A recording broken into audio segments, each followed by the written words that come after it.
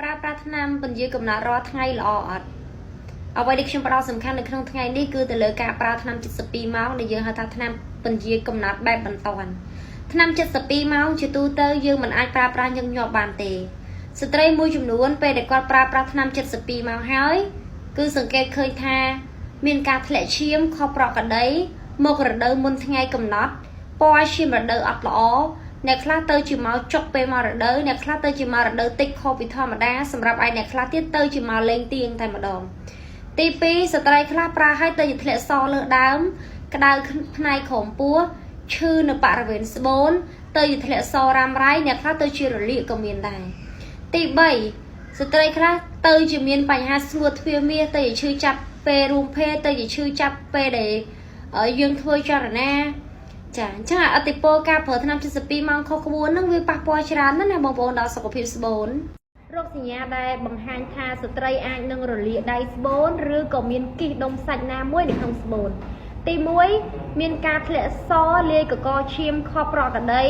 ឧស្សាហ៍ឈឺចុកឆ្អល់ណែនផ្នែកក្រោមថ្ងាសនៅបរិវេណក្រោមខ្ចិតចានឹងឈឺដៃស្បូនខាងឆ្វេងឬក៏ឈឺខាងស្ដាំមានអារម្មណ៍ថាអួណែនមានអីពើកន្ត្រាក់ខុសពីធម្មតាឧស្សាហ៍ឈឺចុករយអន្តគាកឈឺជាប្រចាំចាឈឺពីចង្កេះរហូតដល់ឆ្អឹងខ្នងឈឺក្បាលឧស្សាហ៍វិលមុខអស់កម្លាំងល្វើយលហៃរោគក្អួតចង្អោរក្តៅក្នុងជាប្រចាំអាសាឈឺចាប់ពេលដែលយើងមករដូវយើងមកអត់ទៀងឬក៏រដូវយើងមកអត់ល្អជាពិសេសមានការឈឺនៅពេលដែលយើងធ្វើចលនាដេកដើរឈរអង្គុយឬក៏ពេលដែលយើងរួមភេទរស់នៅជាមួយគ្រួសារជាពិសេសគឺធ្វើឲ្យយើងនឹងមានអាការៈក្តៅក្នុងជាប្រចាំបាត់បង់ចំណង់អាហារអស់កម្លាំងល្វើយលហៃទាំងនេះគឺជារោគសញ្ញានៃបញ្ហាតាក់ទងមួយគិសឬក៏រលាកស្បូនសូមមកស្ត្រីយើងប្រយ័ត្នបន្តិចតែមានផ្ទុកជំងឺកាមរោគមានរឿងមួយចំនួនដែលអាចជៀសវាងបានគួរជៀសវាងបើសិនជាយើងអត់ចង់ឲ្យជំងឺកាមរោគយើងវិវត្តធ្ងន់ធ្ងរទៅជាដំណាក់កាលមហារីកជំងឺកាមរោគគឺជាជំងឺឆ្លងតាមផ្លូវភេទកត្តាចម្បងតែម្ដងហើយជំងឺកាមរោគនេះគឺវាផ្ដល់ផលប៉ះពាល់ច្រើនដែលអាចនឹងប៉ះពាល់ដល់អាយុជីវិតរបស់អ្នកដែលកើត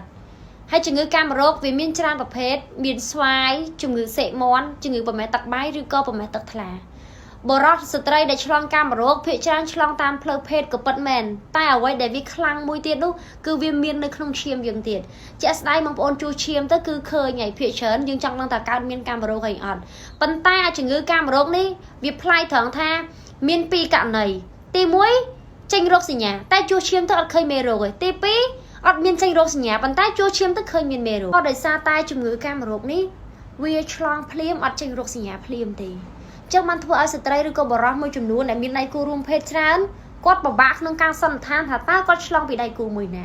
ជំងឺកាមរោគនេះគ្រាន់តែយើងរួមភេទចូលទៅភ្លាមវាសង្ងំលាក់ខ្លួនពួនអាត្មានៅក្នុងរាងកាយយើងវាអាចនឹងចេញរោគសញ្ញានៅពេលណាដែលរាងកាយយើងខ្សោយទ្រុឌទ្រោមអង្គតិកយើងអត់រឹងមាំវាអាចនឹងចេញរោគសញ្ញាបើសិនជាមេរោគនឹងវាវិវត្តលឿនឬក៏ជាពពួកមេរោគកាចដែលបង្កហានិភ័យទៅជាមហារីកអញ្ចឹងវិធីដែលអាចការពារបានមិនថាបុរសឬក៏ស្ត្រីទេទី1គេឲ្យបានគ្រប់គ្រាន់កុំញ៉ាំស្រាកុំជក់បរិយកុំដាច់យប់ហាត់ប្រាណពង្រឹងអង្គតិកក្នុងរាងកាយជាប្រចាំបែកញើសបណ្ដេញជាតិពុលឲ្យបានជាប្រចាំចាញ៉ាំទឹកឲ្យបានច្រើនបើបងប្អូនអាចផ្លាស់ប្ដូរទាំង4វិធីនេះបានគឺវាជួយការពារមេរោគនឹងកុំឲ្យវិវត្តទោះបីជាមេរោគនឹងវាកាចក៏ដោយហើយកុំភ្លេចឲ្យសោះចាក់វ៉ាក់សាំងការពារនិងធ្វើការពិនិត្យសុខភាពនិងរកដំណោះស្រាយឲ្យបានត្រឹមត្រូវឬក៏អាចប្រឹក្សាយោបល់ជាមួយនាងខ្ញុំបាន